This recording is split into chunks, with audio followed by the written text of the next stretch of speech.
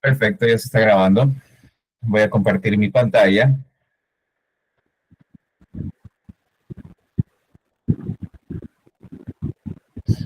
Ok, entonces empezamos. Me dicen por favor si pueden ver mi pantalla, si está todo bien, todo se lee.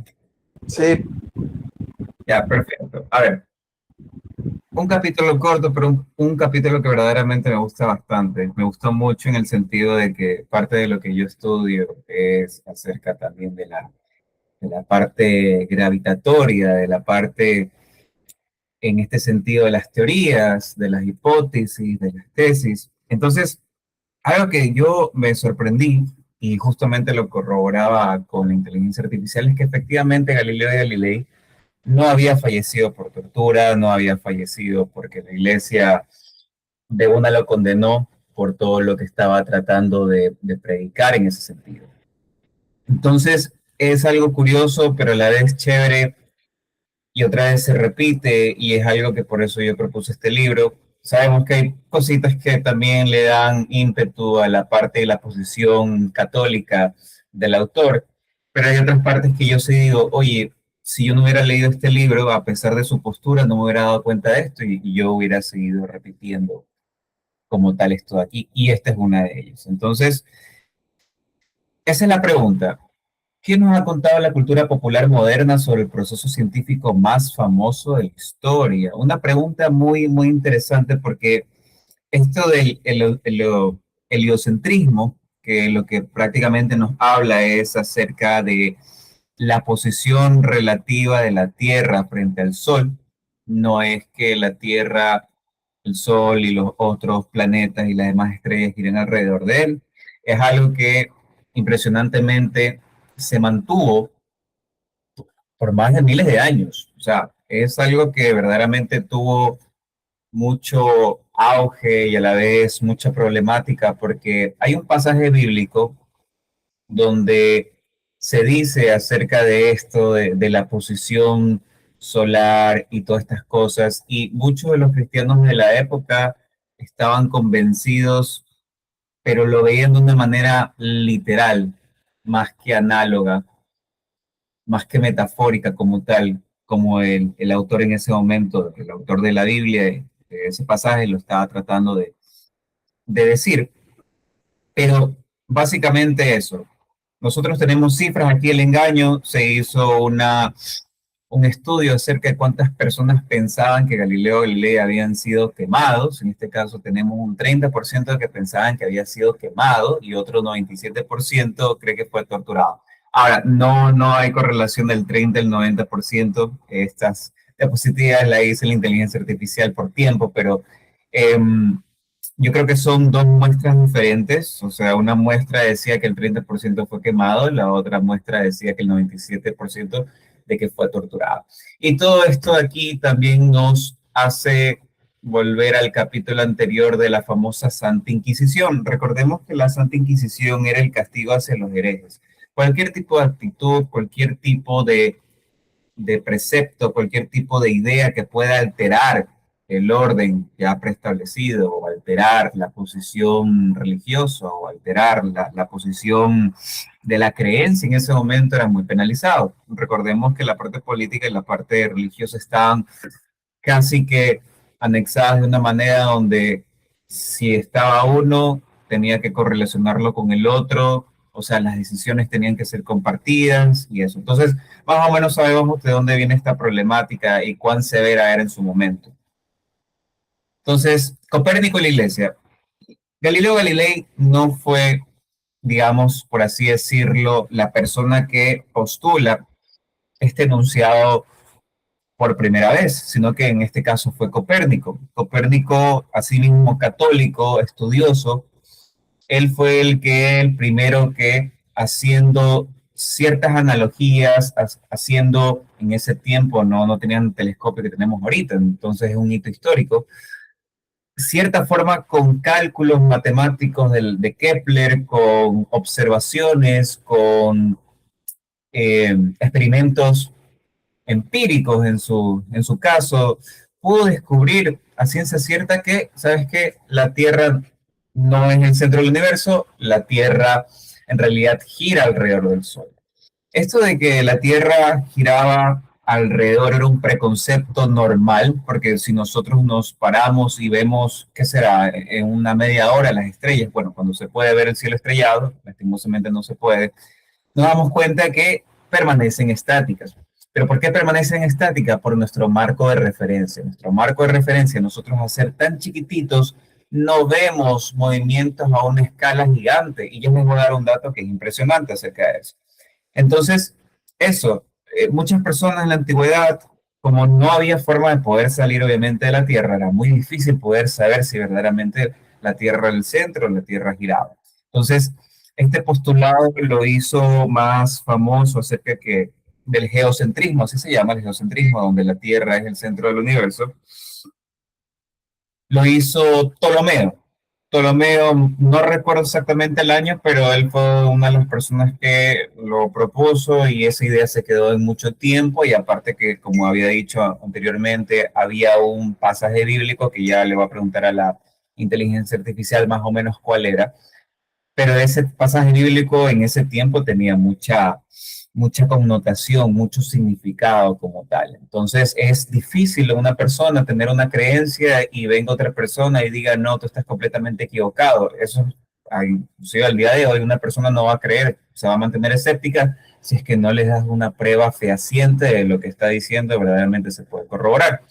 Entonces, algo muy impresionante también que yo aprendí es que yo no sabía que el famoso Martín Lutero, el precursor de la iglesia protestante, la iglesia que en este caso usted, tía y mi papá están en Casa FS, cristiano, todos vienen así de la iglesia protestante, pero él decía algo muy importante y también a la vez muy errado, decía que la razón, o sea, el raciocinio, para él era lo peor del ser humano en lo que respecta a la parte de la fe. O sea, él decía que el raciocinio es la prostituta de la fe en el sentido de que no tienen que pensar, la racionalidad no tiene que haber.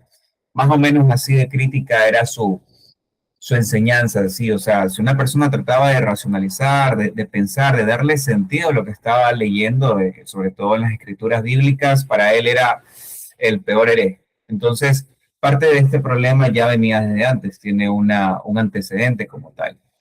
Entonces, algo que se hizo Copérnico, porque Copérnico en teoría, en la historia, no fue, en este caso, torturado como se creía que fue con Galileo Galilei, es porque él fue prudente, la famosa prudencia. Él fue prudente, él sabía que el periodo en el que estaba había muchos problemas de las herejías, otros problemas bélicos, entonces no era como para sacar algo así de la nada, que obviamente, como digo, es borrón y cuenta nueva, un pensamiento que se mantuvo por miles de años para poder luego decir, ¿sabes qué? Verdaderamente la Tierra gira alrededor del Sol. Entonces, ¿qué es lo que hizo? Recordemos algo aquí, hipótesis versus tesis. ¿Qué es hipótesis? ¿Qué es tesis? Bueno, básicamente la hipótesis es un enunciado que se necesita argumentar, que se necesita probar. La tesis es cuando ya está comprobado. Entonces, Galileo Galilei lo que hacía era darte una tesis sin comprobación. ¿Por qué? Porque no se podía comprobar, era muy complicado. Entonces la regla científica decía, la iglesia le exigía que el heliocentrismo se presentara como una hipótesis matemática útil, dado que el modelo físico de la época no permitía todavía verificarlo con absoluta certeza experimental. ¿Qué es esto? La iglesia, según lo que se está leyendo, no le estaba poniendo un alto en todo el sentido de la palabra un alto, o sea, estamos hablando de que o lo torturaban para que dejara de hablar eso, o que lo amedrentaban para que no lo dijera, que no lo siga postulando, promulgando, todo este tipo de cosas. Pero en realidad fue distinto, la iglesia fue muy, se puede decir, no fue severa con él, a diferencia de otras cosas. Y la iglesia le dio algunos ultimátums de los cuales él no hizo caso omiso, igual seguía tratando de decir, inclusive uno de los grandes errores de Galileo Galilei fue haberle dicho a los que estaban ahí en la comunidad científica de imbéciles, los tildó de imbéciles simplemente porque no creían que el heliocentrismo nos daba a entender por qué se formaban las mareas. Nosotros sabemos que las mareas se forman por el movimiento gravitacional que ejerce la Luna, no por el movimiento de la Tierra. Entonces, él como no tenía forma de probarlo, él para él decía, ¿sabes qué? Esto es así, esto es así, esto es así, tienes que creerme porque esto es así. Si no me crees, eres un imbécil. Eso fue un gran error que él tuvo. Sumado a esto, Galileo Galilei no fue una buena persona como tal. O sea, él fue una persona que científicamente puede ser respetable, pero humanamente no, porque él sí tuvo algunas cosas problemáticas con sus dos hijas. O sea, siempre él era un oportunista para poder sacar un beneficio de alguna forma.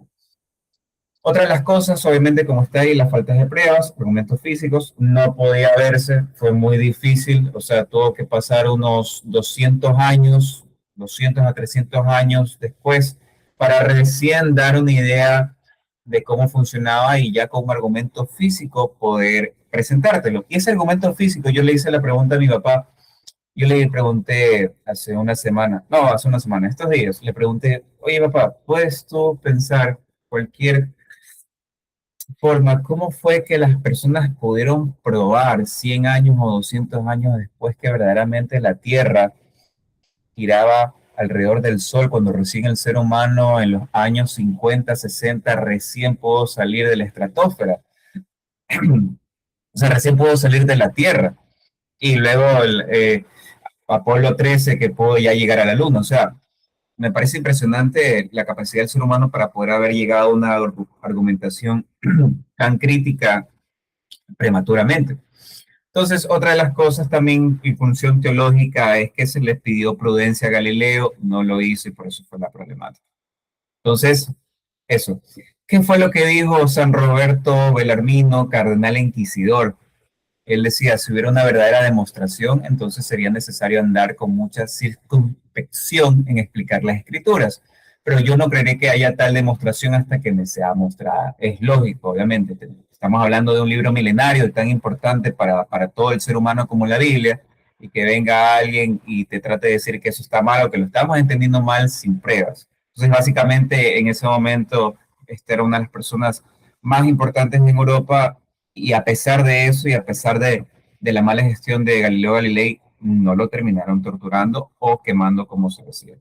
Entonces, ¿qué fue lo que pasó? A la final, Galileo Galilei, en vez de gozar se puede decir, de castigos, a menos a la época, tuvo muchos placeres. Estuvo en un hospedaje de honor, o sea, estuvo en Roma, se alojó cómodamente en la embajada de Toscana, o sea, algo hermoso, que es lo que se puede ver en la parte de la imagen, o sea, se puede ver algo bonito, algo que está en un cerro, tiene 5 jardines bien bonitos, bien adaptados, con 5 habitaciones, él podía ver donde quiera, pues, se podía mover libremente, contaba con sirviente personal y comida provista por su amigo, el embajador Nicolini, pagada por la propia iglesia. O sea, estamos viendo que esta persona, nos estamos dando cuenta que esta persona tenía mucho poder político y católico en ese sentido.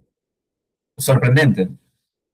Bueno, entonces la leyenda negra, su tortura fue física, dolorosa, sistemática, ya nos dimos cuenta que no, pena de prisión, no fue una cadena perpetua en el calabozo, fue un arresto domiciliario como en su propia residencia luego, no fue quemado vivo en la hoguera, eso fue inexistente, falleció pacíficamente a los 78 años. Quiero hacer un alto ahí.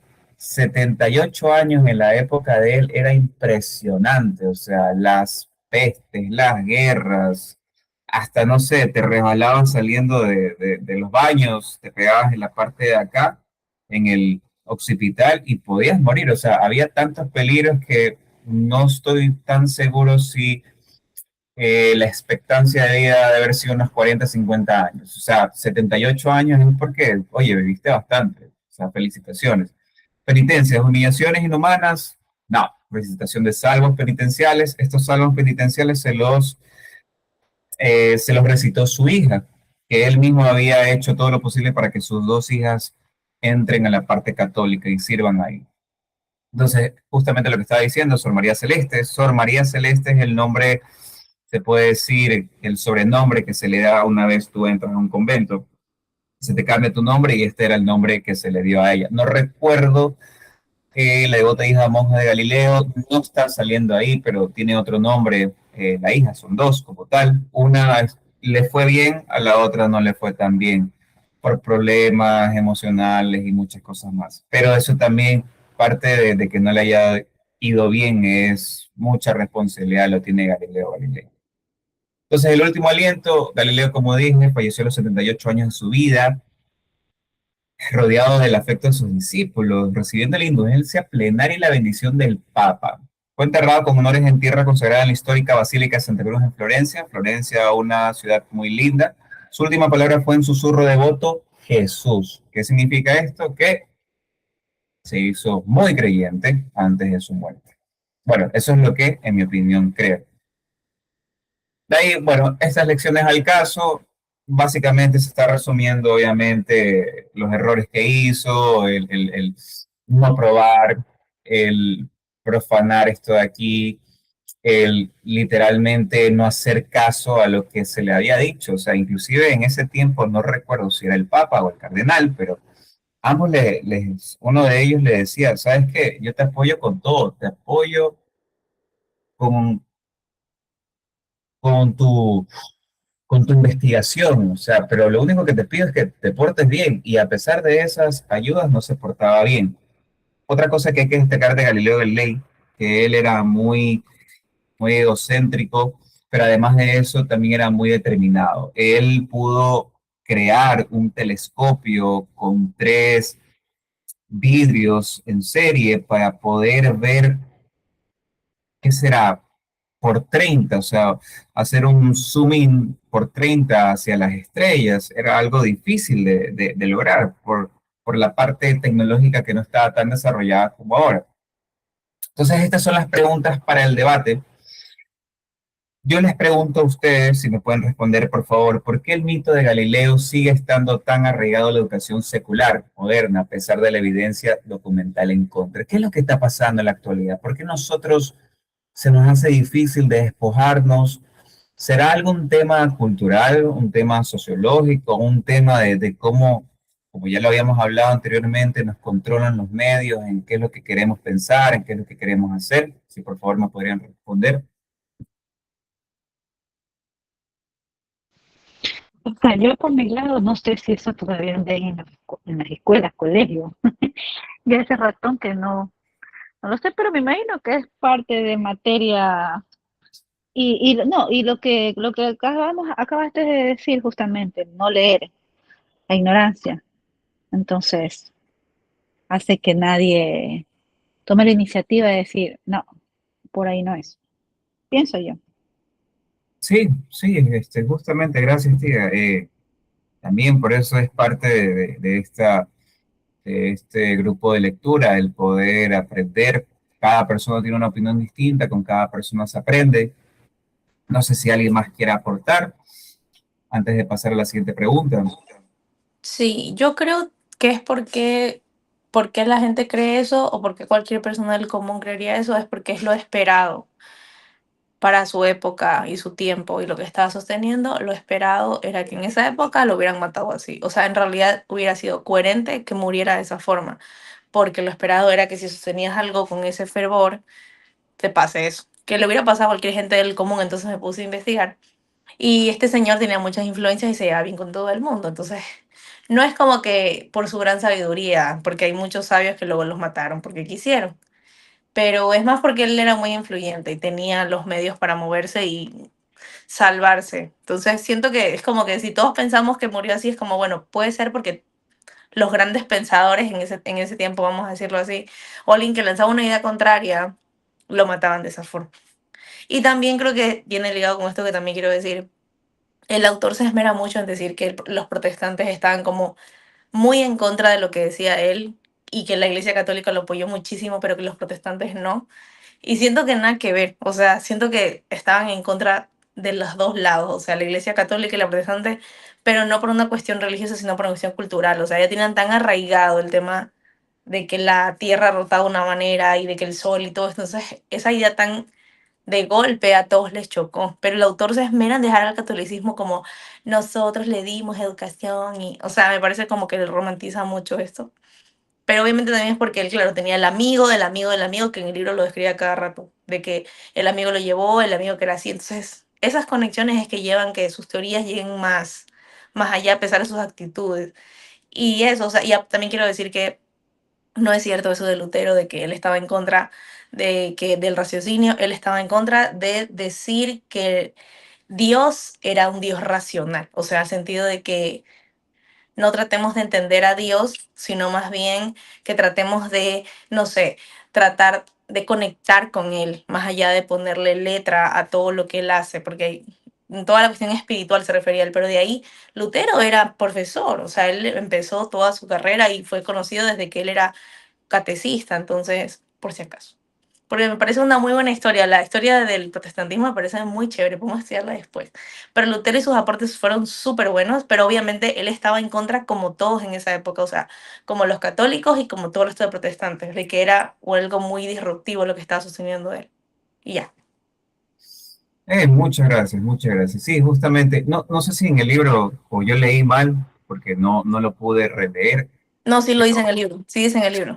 Ok, perfecto. Entonces, sí, justamente eso, o sea, por eso uno también parte de esto, qué bueno que nosotros estemos también al tanto de que obviamente el lector, a pesar de ser un historiador, porque historiador de profesión, tenga ese subjetivismo hacia la parte de defender la parte católica. Muchos nosotros sabemos que nosotros como seres humanos nos equivocamos. Siento yo que lo mejor y lo más sensato es, como decía, darle al César lo que es el César. Si tú te equivocabas, solo acepta la equivocación, o sea, no trates de maquillarlo, que eso es algo que pasa lastimosamente bastante. Entonces, sí, justamente eso ahí.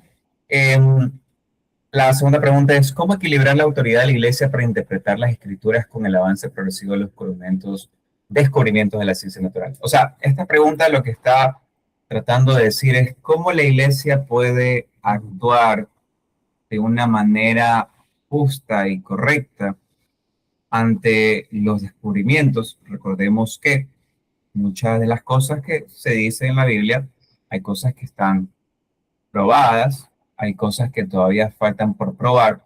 Pero mi pregunta es, ¿cómo ustedes creen que la iglesia, ya sea la iglesia católica o la iglesia protestante, tenga que ver la forma de adaptar? ¿Tiene que volver a hacer una nueva traducción? ¿Tiene que reestructurar los mensajes que los pastores o los curas den? O sea, ¿hay alguna forma de poder sobrellevar esta forma sin que haya algún tipo de debate o lucha incómoda en este sentido? Bueno, yo creo que debido a la gran antigüedad de la Biblia, a los múltiples escritores que hay, que hubieron, ya se murieron, ¿no? Que hubieron de diferentes regiones, ¿no? Este, de diferentes idiomas también, ¿no? De diferentes tiempos de la humanidad. Todo eso, yo creo que sí pudo, a pesar de que los cristianos creemos que es la palabra de Dios, pero en el momento de las traducciones, ¿no? Los idiomas originales de las épocas, de cada una de esas épocas, de cada una de esas regiones, eh, pudo haber cambiado algo. Pero a su vez, yo también creo que, bueno, como cristiano, ahí sí ya tengo que hablar, cuando Jesús dice, recuerda que cuáles son los mandamientos. El mandamiento más importante, entonces dijo, amarás al Señor tu Dios con toda tu alma, con toda tu mente, con todas tus fuerzas, ¿no? Y al prójimo como a ti mismo, agregó Jesús. Y ahí dijo, ahí están resumidas todas las enseñanzas. O sea, prácticamente ya no lees la Biblia. Ahí está todo. Si amas al Señor tu Dios con toda tu alma, con toda tu fuerza, con toda tu mente, y al prójimo como a ti mismo, ya cierra la Biblia y actúa. Para mí fue esa la enseñanza. Entonces, ahora, sí, la Biblia nos puede ser, nos enseña muchas cosas, como enseñanzas morales, yo qué sé, historia también nos enseña, ¿no? Pero lo principal es eso. Haz eso y ya. Entonces, sí, puede ser que, oye, pero mira que aquí dice esto, y luego viene una traducción y lo dice lo mismo, pero que en otra forma. Entonces yo digo, no quiero no profundizar mucho en eso. Puede ser, puede ser que sí hayan errores, ¿no? Y que, y que sea producto de una mala traducción.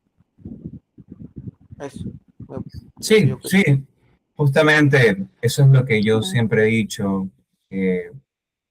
Para mí es muy importante tener el beneficio de la duda, hablando en esta parte, la parte científica. Hay muchos pasajes muy bonitos, muy lindos, con unas analogías muy enriquecedoras, que yo creo que si nosotros sacamos esta parcialidad y tratamos de ver estos pasajes con una mente más abierta, podemos entenderlo en el contexto, obviamente, en el contexto bíblico que se realizó, y además poder anexarlo con la actualidad. Una de las cosas que yo siempre he dicho y siempre he sido una persona muy, se puede decir, atípica en ese tipo de cosas, es cuando las personas, con lo poco que han leído, con lo poco que han visto, con lo poco inclusive que han vivido, vengan a tratar de tumbar una teoría o vengan a tratar de, en este caso, decir que la Biblia no existe o que la Biblia está mal. Yo siento que como todo libro, todo tiene un contexto y ese contexto nos enriquece a partir de la forma en la que lo vemos. Entonces, justamente eso yo siento que obviamente es un desafío más que todo para la iglesia en el sentido de no se puede decir reestructurar la Biblia completamente, sino que tratar de entenderla, de dónde viene este cambio y cómo poder entender el contexto en el que se daba.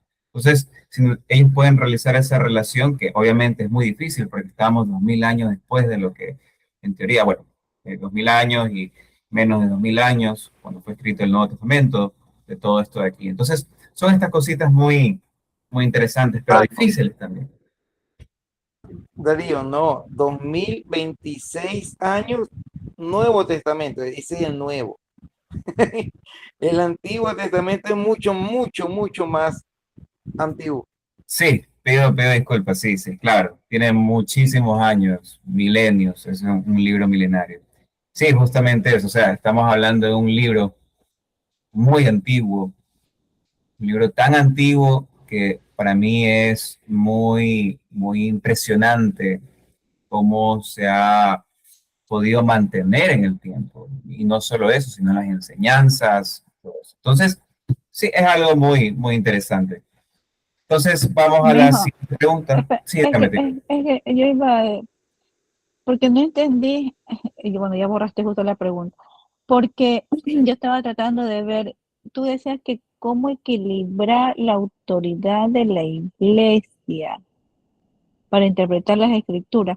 Ah, yo pensé que decía como que si se la podía cambiar la Biblia. Es lo que yo más o menos había entendido. Justamente parte de la autoridad de la iglesia, sobre todo la iglesia católica. Ahora, Ajá. estoy hablando de lo que creo, es una opinión personal. Siento que la Biblia puede estar sujeta a cambios por la iglesia, por los editoriales que hacen la Biblia y además de eso por las ciencias bíblicas. Entonces creo que es un conjunto, pero obviamente pesa más la Iglesia Católica, porque la Iglesia Católica es donde más, se puede decir, adeptos tiene en la parte cristiana. Entonces yo justamente trataba de ver, o sea, la tecnología avanza, junto con la tecnología avanza también se hacen nuevos descubrimientos, pero ¿qué pasa cuando hay un descubrimiento como el de Galileo Galilei? Que, ojo, yo siento más que el pasaje era una analogía, ya lo voy a buscar, que una verdad. Entonces, obviamente sabemos que estas cositas, la parte de la religión, la parte de las Biblias y todo eso, hay que cogerlo con pinzas porque es algo difícil, difícil, o sea, hay muchas cosas, mucho dinero de por medio, muchas creencias, muchas personas, o sea, es una forma de vivir, un estilo de vida. Entonces, por eso yo digo, o sea, ¿cómo la iglesia puede con su autoridad poder interpretar las escrituras con el avance progresivo de los descubrimientos en la ciencia natural? Entonces, esa era la Pero pregunta. es que en cambio yo digo, ¿y qué importa si ninguna parte de la Biblia habla de, o sea, yo digo, sí, no estamos estudiando a un Pablo, a un Pedro, sino un hombre que sí es verdad, hizo descubrimientos, no, pero descubrimientos que ya estaban en la Biblia. Bueno, Ahí hablaba lo del sol, lo de la tierra, ya la Biblia lo decía, entonces no entiendo tanto eso de qué quieres qué podría cambiarse si en la Biblia ya decía lo que Galileo Galilei descubrió No, después. no, al contrario, la Biblia daba a entender lo contrario.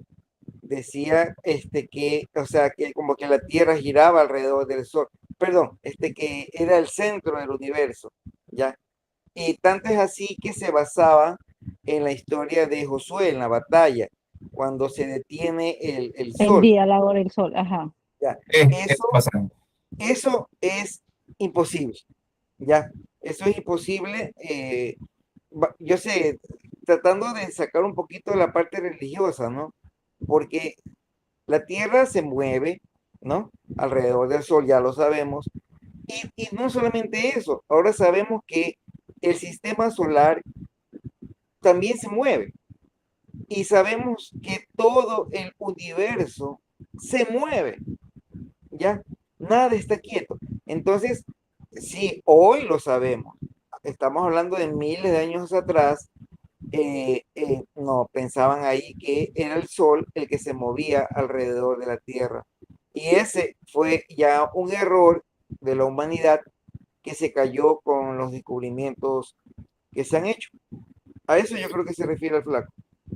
Pero sí, justamente, no decirlo como un error, es que justamente eso es lo que estaba tratando en mi idea, en mi parte subjetiva, o sea, en mi opinión, proponerlo, en el sentido que yo no creo que sea un error, tal vez sea una mala interpretación de las personas en ese momento, pero más que como un error, no lo veo así porque hay descubrimientos tan impresionantes de parte de los egipcios, de parte de los que vivían en Mesopotamia, y estamos hablando de civilizaciones hace 3.000 años, o sea, siento yo que a veces nosotros pecamos de querer un espacio y un tiempo histórico, entenderlo en nuestra posición actual. Entonces, puede ser que para nosotros sea un error, pero puede ser que para la época lo hayan entendido de otra forma como una analogía, como en este caso también se lo puede decir como analogías del Génesis. El Génesis tiene muchas analogías con lo del Big Bang, hágase la luz. Entonces, ¿y por qué digo analogía? Porque nosotros solo creemos en el Big Bang, pero no lo podemos demostrar. Por eso lo decimos como una analogía, como una hipótesis del creacionismo del universo. Entonces, por eso yo digo, es con pinzas. Esa era la pregunta, ¿cómo ustedes creerían que la iglesia tenga que tomar este tipo de... Porque en ese tiempo estamos hablando de la famosa Inquisición, del castigo a los herejes, de los que piensan distinto, o sea, era algo de mucha cautela. Por eso es que Copérnico se mantuvo prudente y ya lo tenía todo, pero no lo propone directamente porque sabía que no lo iba a probar. Y eso es lo que yo les quería dar un dato interesante. Los datos interesantes que les quiero dar es acerca de la famosa tierra en la que nosotros vivimos. Solo para decirlo, la velocidad de giro de la Tierra con la cual está girando son 1.670 kilómetros por hora. Estamos hablando de que la Tierra gira tan rápido que si nosotros tratamos de coger la velocidad de la Tierra, acá estamos superando la barrera del sonido. O sea, como cuando uno ve un jet de caza y rompe la barrera del sonido, se ve cómo rompe la tensión del aire y se forman esos conos. La Tierra está girando a esa velocidad. Pero ¿por qué nosotros no salimos disparados? Eso es lo que justamente apoya la teoría de Galileo Galilei después, el famoso Isaac Newton. Para mí, la mente más extraordinaria, científicamente hablando, que tuvo la humanidad. O sea, él literalmente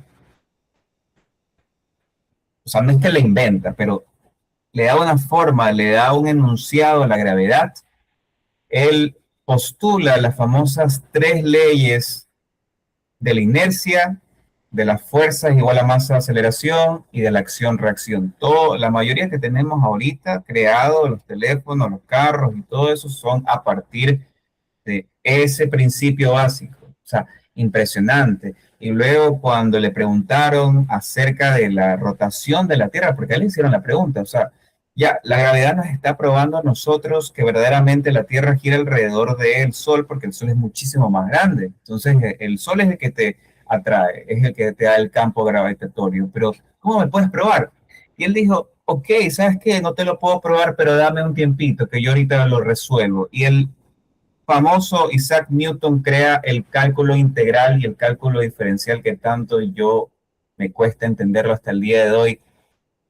En su basement, en su, ¿cómo se dice basement en español? Bueno, se me olvidó el nombre. El, no es ático. Bueno, ustedes me entienden, pero, o sea, imagínense eso. Y luego él descubre la teoría acerca de la refracción.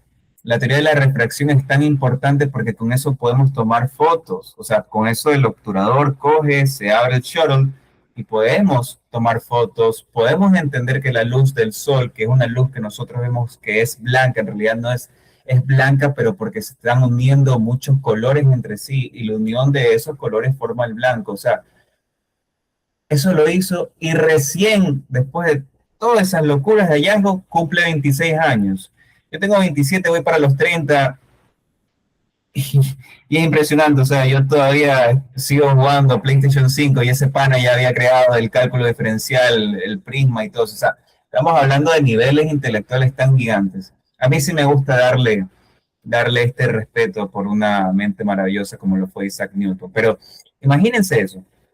Entonces, y no solo eso, le dije que la Tierra gira a 1670 kilómetros por hora, pero ahora, ¿a cuánta velocidad gira la Tierra alrededor del Sol? Y yo le pregunto a ChatGPT y ChatGPT me dice que la Tierra gira a 107.000 kilómetros por hora.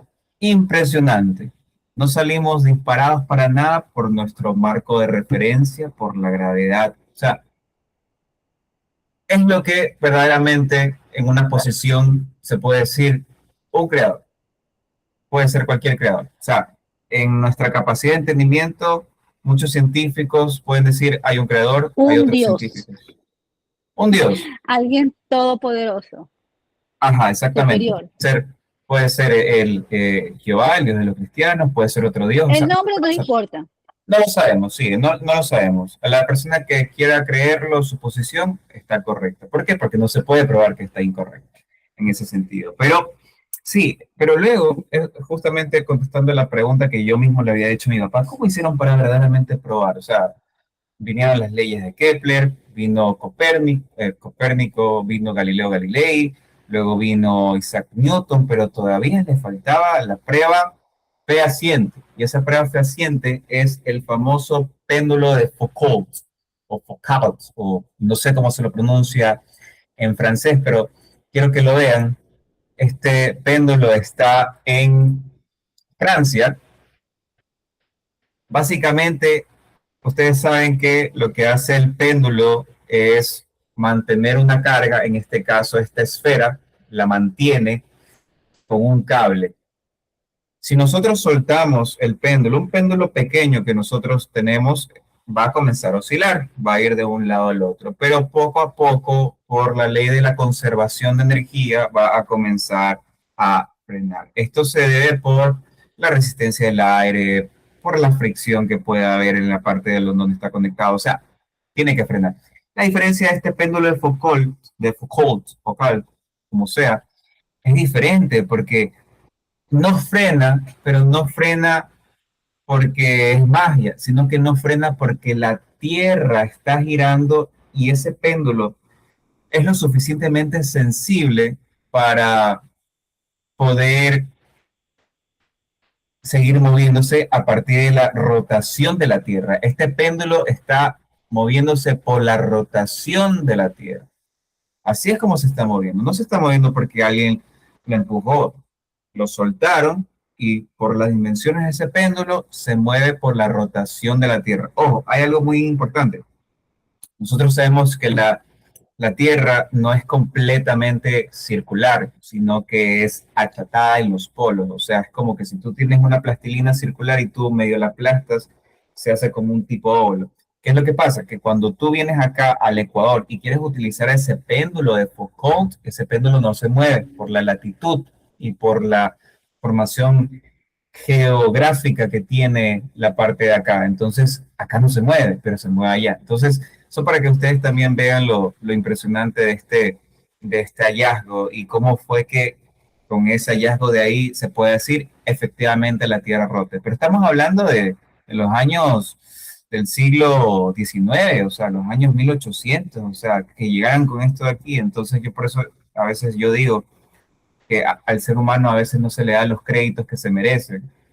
Para mí el ser humano es tan impresionante como malévolo, pero en las cosas que me han impresionado son, por ejemplo, el motor de combustión interna que lo tienen los autos, en las baterías que tienen los teléfonos, en los microchips, o sea, es tan impresionante como estos teléfonos que están aquí, estos teléfonos aquí, los chips que sirven para poder llamar, hablar, digitalizar, hacer todo, tengan un tamaño tan pequeño de 5 nanómetros. Estamos hablando de 5 nanómetros, es más pequeño que cierto tipo de células, cierto tipo de microorganismos, cierto tipo de bacterias. O sea, el ser humano también es impresionante en su deber.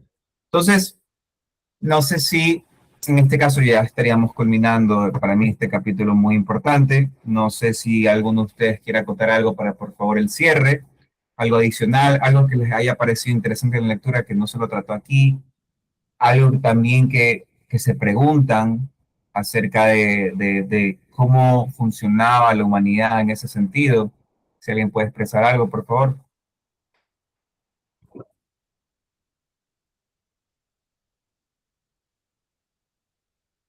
¿Nadie? Bueno. A mí me gustó mucho, mijito, su explicación y hasta aprendí más. Y como tú dices, te apasiona porque es justo tu carrera, súper bien. Sí, gracias, tía. Sí, justamente por eso, o sea, siento yo que es interesante estos temas, más que todo, para mí, la sorpresa de, yo pensaba que lo habían quemado porque era hereje y todo eso, para mí lo quemaron, lo torturaron, no, en realidad todo lo contrario, o sea, obviamente hay personas que sí sufrieron con, con torturas, no tuvieron el mismo caso. Uno de los casos más famosos es de Nikola Tesla. Nikola Tesla fue el que gracias a él tenemos la energía alterna y esa energía alterna es lo que nos está dando luz en este momento.